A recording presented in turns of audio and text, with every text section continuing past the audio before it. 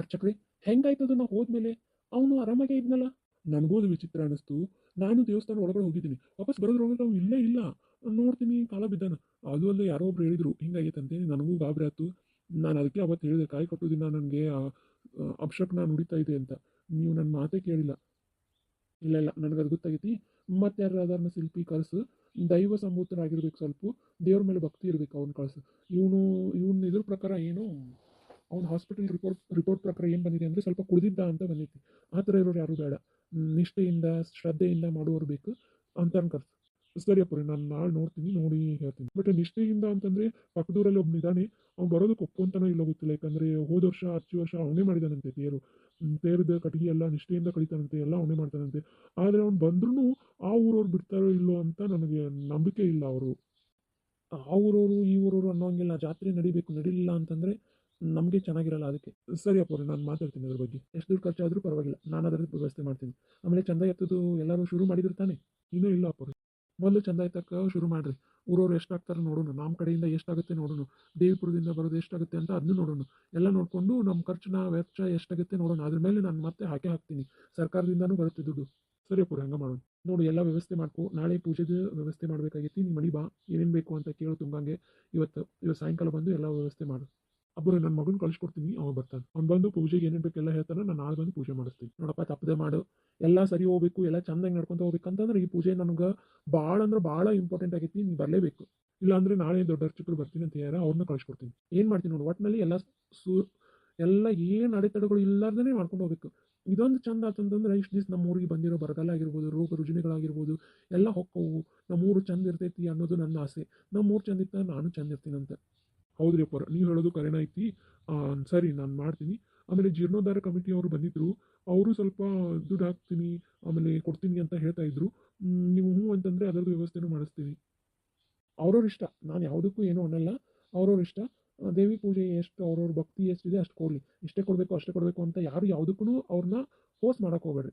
ಆಮೇಲೆ ಹೊಂಡದಾಗ ಈಗ ಯಾರನ್ನೂ ಬಿಡೋಕೆ ಹೋಗ್ಬೇಡ್ರಿ. ಹೊಂಡ ಪೂರ್ತಿಯಾಗಿ ಸ್ವಚ್ಛವಾಗಿ ತೊಳಿರಿ. ಅದನ್ನು ತೊಳೆಸಿ ಸ್ವಲ್ಪ ದಿನ ಅದು ಆರಲಿ. ಆಮೇಲೆ ಹೊಂಡದಿಂದ ನೀರು ಬರುತ್ತಲ್ಲ, ತಾನಾಗೆ ಬರಲಿ. ಅದು ಬಂದಮೇಲೆ ಜಾತ್ರೆ ಟೈಮಲ್ಲಿ ಎಲ್ಲರಿಗೂ ಹೊಂಡದಲ್ಲಿ ಜಾಕ ಮಾಡಕ್ಕೆ ಬಿಡೋಣ. ಹೊಂಡದ ಪವಿತ್ರ ನೀರನ್ನು ನಾಳೆ ತೊಗೊಂಡ್ಬರ್ರಿ.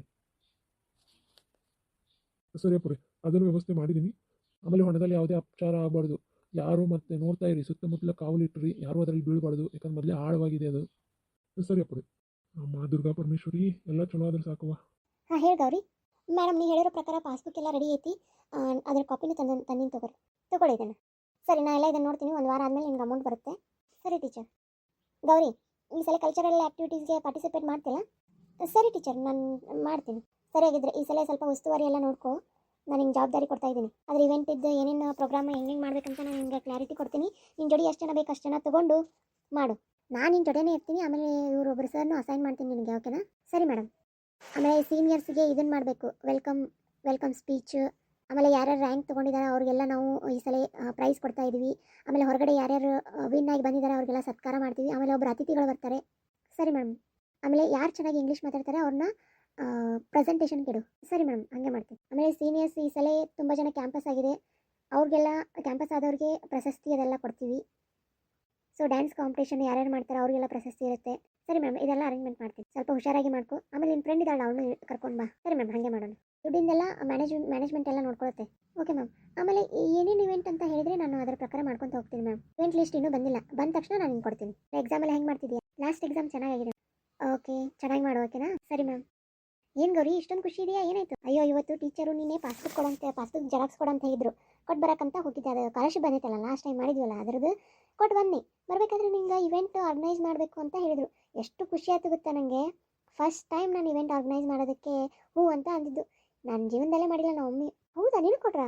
ಅಲ್ಲ, ಆಕಿ ಸ್ವಾತಿ ಕೊಡ್ತಿದ್ರಲ್ಲ, ಅದೇನೋ ಗೊತ್ತಿಲ್ಲ. ಆಕಿ ಸೀನಿಯರ್ ಅಂತ ಕೊಟ್ಟಿಲ್ಲ ಅನಿಸುತ್ತೆ. ಈಗ ಅವ್ರನ್ನೇ ಅಲ್ವಾ ನಾವು ಬೀಳ್ಕೊಡೋದು. ಸೊ ಮೇ ಬಿ ನನಗೆ ಕೊಟ್ಟಿದ್ದಾರೆ ಈಗ. ಬಟ್ ಏನಂದ್ರೆ ಒಬ್ಬರು ಯಾರು ಇಂಗ್ಲೀಷ್ ಚೆನ್ನಾಗಿ ಮಾತಾಡ್ತಾರೆ ಅವ್ರನ್ನ ಪ್ರೆಸೆಂಟೇಷನ್ಗೆ ಇಡು ಅಂತ ಹೇಳಿದರು. ಸ್ವಾತಿಕಿನ ಯಾರೇ ಚೆನ್ನಾಗಿ ಮಾಡ್ತಾರೆ ಇಂಗ್ಲೀಷು, ಅವಳೇ ಟಾಪು. ಅವಳೇ ಪ್ರೆಸೆಂಟೇಷನ್ ಇವೆಂಟು ಸಖತ್ತಾಗಿ ಮಾಡ್ತಾಳೆ ಅವಳು. ಅವಳು ಮಾಡಿದರೆ ಎಲ್ಲರೂ ಫಿದಾ. ಮತ್ತು ಏನಕ್ಕೆ ಟೀಚರ್ ಈ ಸಲ ಅವಳಿಗೆ ಕೊಟ್ಟಿಲ್ಲ? ಅವಳು ಸ್ವಲ್ಪ ಸೊಕ್ಕು ಜಾಸ್ತಿ. ಎಲ್ಲ ಬರುತ್ತೆ ಅನ್ನೋ ಸೊಕ್ಕು ಇರುತ್ತಲ್ಲ ಅಂಥವ್ರಿಗೆ ಟೀಚರ್ ಒಮ್ಮೆ ಬುದ್ಧಿ ಕಲಿಸೋದಕ್ಕೆ ಮಾಡ್ತಿರ್ತಾರೆ. ಅಲ್ಲಿ ನಿಂಗೊಂದು ವಿಷಯ ಗೊತ್ತಾ, ಟೀಚರ್ಗೆ ಆಕೆಗೆ ಕ್ಲಾಶ್ ಆಗಿದೆ. ಅದಕ್ಕೆ ಅನಿಸುತ್ತೆ. ಸ್ವಲ್ಪ ನೀನು ಹುಷಾರಿರು. ಆಮೇಲೆ ಅವಳು ಕೆಟ್ಟವಳು ತುಂಬ. ಪ್ರಪೋಸ್ ಮಾಡಿದ್ನಲ್ಲ, ಅವಳು ಇಬ್ಬರು ಒಂದೇ. ಹೌದಾ? ಅವ್ರದ್ದು ಒಂದು ಗ್ಯಾಂಗೇ ಇದೆ. ಹೌದಾ, ಸರಿ, ಏನೇನು ನೋಡ್ಕೊಳ್ಳೋಣ. ಸರಿ, ಟೀಚರ್ ಇನ್ನೊಬ್ರು ಹೇಳಿದ್ರು ನಿನ್ನ ಫ್ರೆಂಡ್ ಇರ್ತಾಳೆ ಅವನು ಕರ್ಕೊಂಡು ಬಾ ಅಂತ. ನಾನಾ? ವಲ್ಲಮ್ಮ, ನಾನು ಇದಕ್ಕೆಲ್ಲ ಬರಲ್ಲ. ಬಾರೆ, ಇದರಿಂದನೇ ತಾನೇ ನಮ್ಮ ಲೀಡರ್ಶಿಪ್ ಕ್ವಾಲಿಟಿ ಎಲ್ಲ ಇಂಪ್ರೂವ್ಮೆಂಟ್ ಆಗೋದು. ಹೆಂಗೆ ಹ್ಯಾಂಡಲ್ ಮಾಡಬೇಕು ಅದೆಲ್ಲ ನಮ್ಗೆ ಗೊತ್ತಾಗಲ್ವಾ? ನಾಳೆ ಬೇರೆ ಕಂಪ್ನಿಗಳೆಲ್ಲ ಹೋದರೆ ನಮ್ಗೆ ಇದೆಲ್ಲ ಯೂಸ್ ಆಗುತ್ತೆ ಕಣೆ. ನೀನು ಹೇಳೋದು ಕರೆ ಇದೆ, ಆದರೆ ಇವ್ರನ್ನೆಲ್ಲ ಎದುರಾಕೊಂಡು ಹೆಂಗೆ ಮಾಡೋದು? ಅವ್ರು ಮೊದಲೇ ರ್ಯಾಗಿಂಗ್ ಹೆಂಗೆ ಮಾಡ್ತಾರೆ ನೋಡಿದೆಲ್ಲ ನಿನಗೆ. ಮಾಡಿದ್ರು ಮಾಡೋತ್ತು, ಏನು ಮಾಡೋಕ್ಕಾಗಲ್ಲ. Excuse me. ಹಾಂ, ಯಾರು ಸ್ವಾತಿ? ಹೇಳು. ಇಲ್ಲಿ ಗೌರಿ ಅಂದರೆ ಯಾರು? ಇವಳೇ ಗೌರಿ ಅಂದರೆ. ನಾನೇ ಗೌರಿ, ಹೇಳಿ ಏನಾಗಬೇಕಾಗಿತ್ತು? ನಿನಗೆ ಕೊಟ್ಟಿದ್ದಾರೆ ಈ ಸಲ ಇವೆಂಟ್ ಮ್ಯಾನೇಜ್ಮೆಂಟ್ಗೆ? ಹಾಂ ಹೌದು. ಏನಕ್ಕೆ ತೊಗೊಂಡೆ ನೀನು ಅದನ್ನು? ನನಗೆ ಗೊತ್ತಿಲ್ಲ, ಪ್ರತಿ ಸಲ ಇವೆಂಟ್ ನಾನೇ ಮಾಡ್ತೀನಿ ಅಂತ. ಸ್ವಾತಿ ಏನಾಯ್ತು? ನೋಡು ಸುರೇಶ್, ಪ್ರತಿ ಸಲ ಇವೆಂಟ್ ನಾನೇ ಮಾಡ್ತೀನಿ ತಾನೆ. ಈ ಸಲ ಇವಳು ಒಪ್ಕೊಂಡು ಬಂದಿದ್ದಾಳೆ ಇವೆಂಟ್ ಮಾಡ್ತೀನಿ ಅಂತ.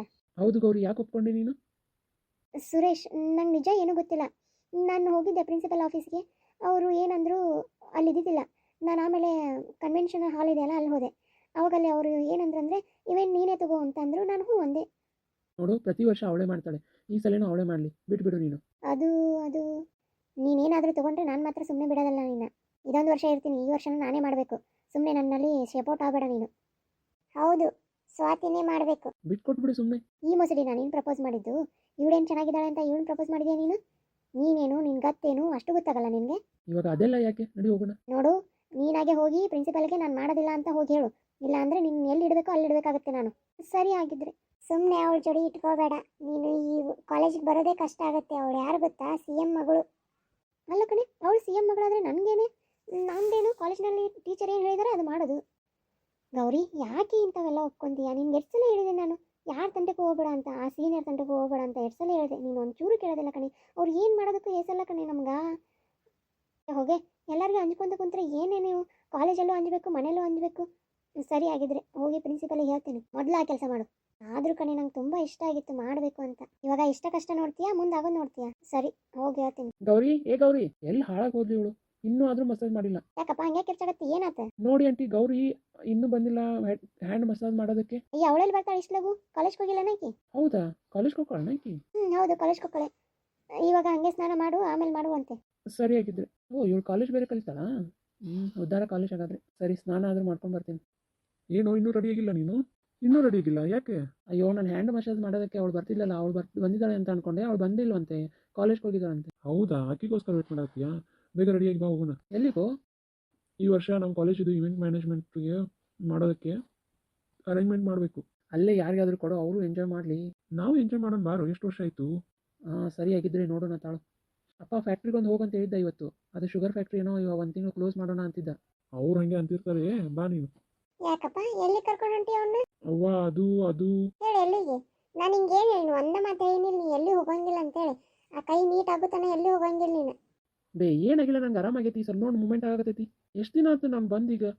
ನಂಗೆ ಮನ್ಯಾಗ ಕುಂತು ಬೋರ್ ಆಗತೈತಿ. ಯಾರು ಇರಲ್ಲ, ಏನಿಲ್ಲ. ಟಿವಿ ನೋಡ್ಕೊಂತ ಕೂತ್ರೆ ನಿಂಗೆ ಯಾರು ಬೇಡ ಅಂತ ಹೇಳ್ಯಾರ? ನಮ್ಮ ಟಿವಿನೂ ಬೋರ್ ಆಗತೈತಿ ಅಂತ ನಮ್ಮ. ನಿಂಗೆ ಏನು ಬೇಕು ಹೇಳ, ಎಲ್ಲ ತರಿಸ್ತೀನಿ ಇಲ್ಲೇ. ನೀ ಅಂತೂ ಎಲ್ಲಿ ಹೊರಗೆ ಹೋಗಂಗಿಲ್ಲ, ಪೂರ್ತಿ ಆರಾಮಾಗೋ ಮಟ. ನಾಳೆ ಮನ್ಯಾಗ ಪೂಜೆ ಇರ್ತೈತಿ, ಎಲ್ಲರೂ ಮನ್ಯಾಗ ಇರಬೇಕು. ನಾಳೆ ಪೂಜೆನಾ? ಮಮ್ಮಿ, ನಾನು ನಾಳೆ ಕೆಲಸ ಐತೆ, ನಾನು ಹೊರಗೆ ಹೋಗ್ಬೇಕು. ನೀನು ನಾಳೆ ಪೂಜೆ ಗೀಜೆ ಅನ್ಕೊಂತ ಕುಂದ್ರಬೇಡ ನೀನು. ನಾನು ಇರಂಗಿಲ್ಲ. ಏನಿಲ್ಲ, ಅದನ್ನೇನಿದ್ರು ನಿಮ್ಮ ಅಪ್ಪನ ಜೋಡಿ ಮಾತಾಡ್ಕೊರಿ. ಮಮ್ಮಿ, ಇವತ್ತು ಹೋಗಿ ಬರ್ತೀನಿ. ಮಮ್ಮಿನೇ ಇಲ್ಲ ಗಿಮ್ಮಿನೇ ಇಲ್ಲ, ಸುಮ್ಮನೆ ಆಗಿರ್ಬೇಕು ಇವತ್ತು.